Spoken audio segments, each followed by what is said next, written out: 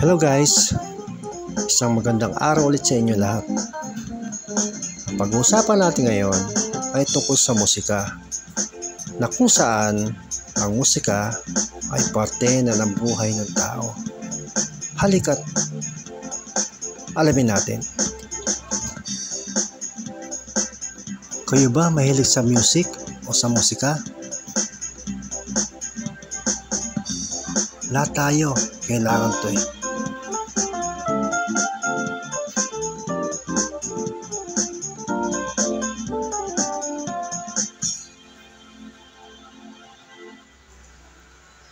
Nandito ako ngayon sa San Roque, Marikina.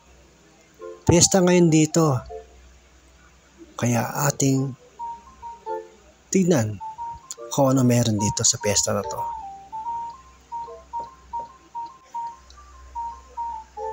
Ayan oh. May mga palawit sila oh. Ang haba nito. Hanggang sa may dulo to. Patunay na piyesta nga rito.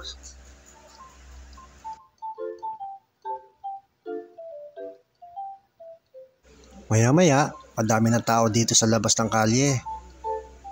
Nagkakainan, nagkakasiyahan. Napakasaya. O yan, may drum beaters. Puro mga drums ang dala nila. Inaarkila sila para maging maingay at masaya ang piyesta. Ito pa isa, drum and bugle. Kita mo, ang haba ng kanilang marcha.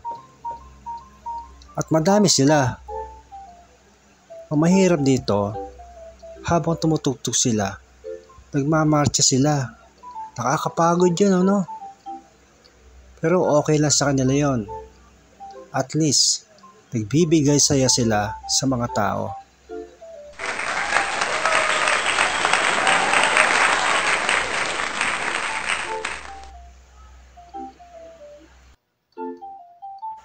Kita nyo, napasabay pa ako sa kanila sa paglakad. Ang saya talaga.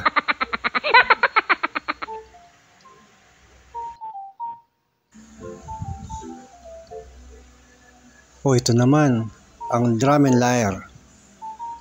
Ang galing nila tumugtog. Sabay na sabay. Napakalinis ng tugtog nila.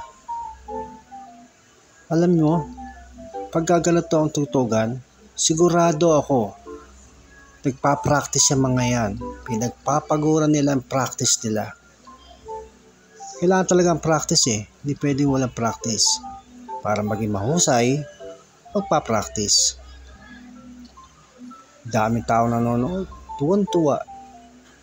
Kaya napaka-importante ng musika sa buhay ng tao. Imagine mo, kung walang musika, magiging masaya ba ang piyesta?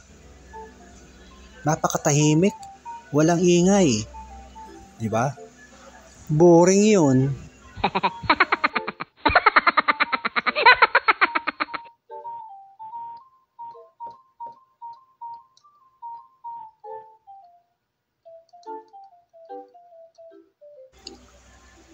Ito naman ang Rondalia Marikina.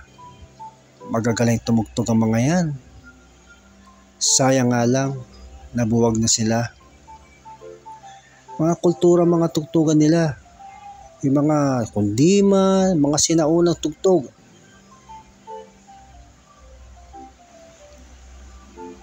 Ito naman mga koral. Makikita mo itong mga to sa simbahan at kung saan sa mga simbahan pa. Pangkaraniwang banda naman to, tumutugtog sa mga events. Ito naman, estudyante ko, si Julia, nag-aaral magpiano, tinuturuan ko. Mga senior citizen, sumasayaw. Kailangan nila ng musika para makasaya sila. Importante sa kanila sumayaw para lalong lumakas sila.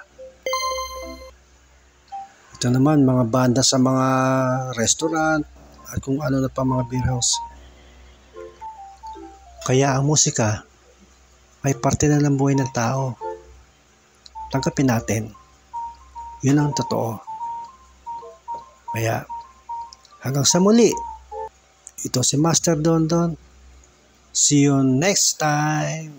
Bye-bye.